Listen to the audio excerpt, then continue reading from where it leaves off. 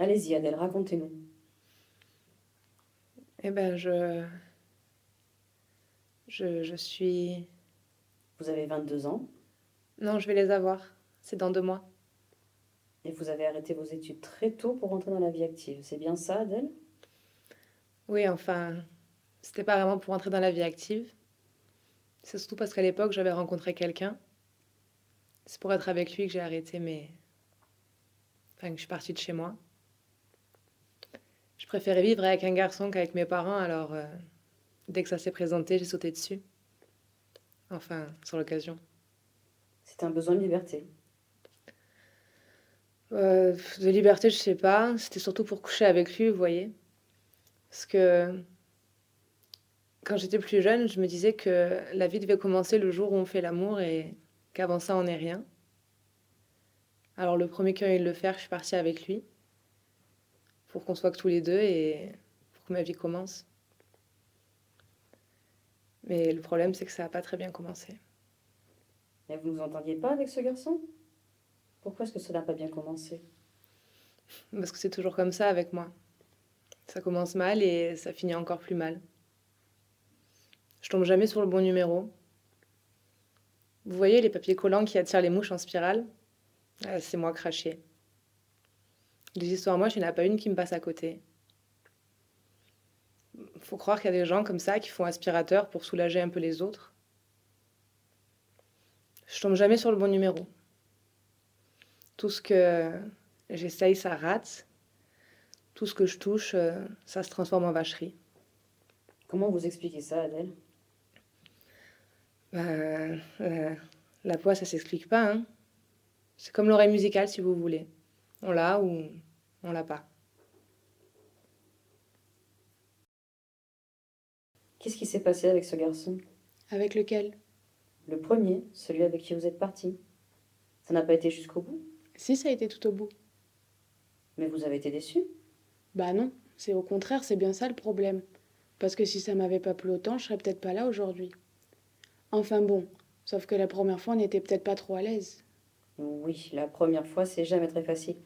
Et puis si vous n'étiez pas très à l'aise, c'est parce que vous étiez très jeunes tous les deux. Non, c'est parce qu'on était au lavabo d'une station-service.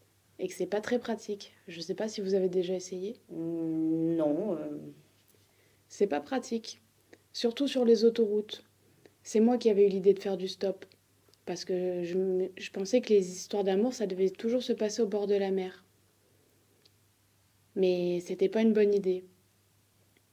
Remarquez, hein, si on fait le compte des bonnes idées, j'en ai pratiquement jamais eu. Chaque fois, je m'emballe trop vite, je réfléchis pas. Et c'est ça mon défaut. Heureusement, quelqu'un m'a ramassé parce que sinon, je crois que j'aurais été capable de me jeter sous un camion ou sous autre chose. qui vous a ramassé? À ça, je peux pas vous dire parce que c'était un homme marié, un psychologue. D'ailleurs, il a tout de suite senti que j'avais un coup de cafard carabiné. Il s'est mis en quatre pour me remonter le moral. Il s'est même tellement mis en quatre, j'ai à moitié cru que j'étais tombée enceinte. Mais en fait, coup de bol, c'était juste l'appendicite. Enfin, coup de bol, façon de parler, hein, parce que avec l'anesthésiste, on peut pas dire que j'ai eu énormément de bol. Vous avez eu des problèmes avec l'anesthésiste? Non, il était gentil.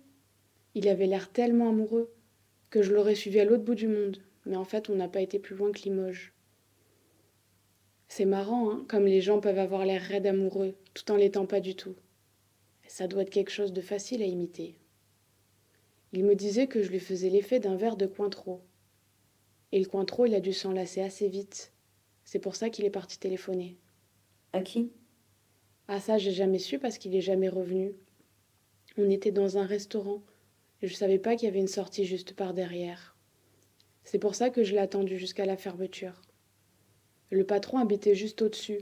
Ça sentait un peu la friture, mais il avait les mains douces et calmes. Et les mains, c'est traître, ça peut vous faire croire n'importe quoi. C'est comme ça que je suis rentrée dans la vie active.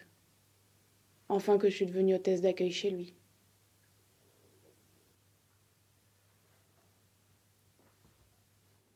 Hôtesse d'accueil. Ça consistait en quoi? Ben, au début, surtout à accueillir, à être souriante avec tout le monde. Ça donnait pas la même énergie de comme travail. Mais les sourires, vous savez ce que c'est? Ça donne vite des idées et puis à Limoges, il y a tellement d'hommes qui se sentent seuls. Vu de l'extérieur, on se rend pas compte. Le juge m'a dit que c'était un des coins français où il y avait le plus de dépressifs. C'est pour vous dire. Quel juge, Adèle? Celui qui s'est occupé de moi quand ils ont fermé le restaurant à cause des hôtesses d'accueil. Lui aussi, il était dépressif. Mais c'est pareil. Lui non plus, il s'est pas occupé de moi très longtemps. Même pas un quart d'heure. Dans une chambre d'hôtel, sans oreiller, sans télé et sans rideau. Remarquez, il avait pas mauvais fond. Quand il a vu que j'avais les yeux rouges de larmes, il m'a offert son mouchoir. Et puis il est parti. Peut-être que j'ai jamais mérité mieux. Ça doit être écrit quelque part. Je sais pas où. Il y en a qui sont faits pour vivre en rigolant. Moi, j'ai jamais passé un seul jour de ma vie sans me faire avoir. Tout ce qu'on m'a promis, j'ai toujours cru, mais j'ai jamais réussi à rien. Ni à servir à quelque chose, ni à compter pour quelqu'un, ni être heureuse, ni même malheureuse. Parce que sûrement on doit être malheureux quand on a perdu quelque chose. Mais j'ai jamais rien eu à moi, à part mon manque de bol.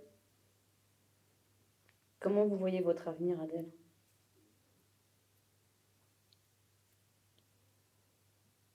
Je sais pas. Quand j'étais petite, j'avais qu'une seule idée, c'était de grandir. Je voulais que ça aille plus vite. Mais maintenant, je sais pas à quoi ça a servi tout ça. Puis, je sais plus. Devenir plus vieille?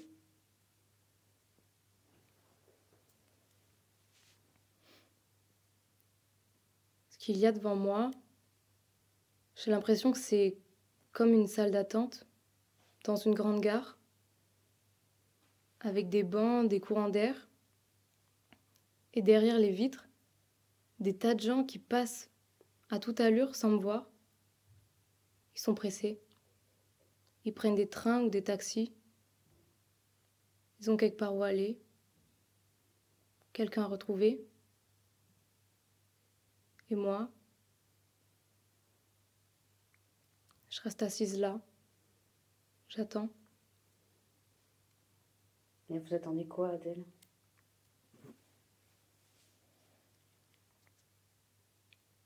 Qu'il m'arrive quelque chose.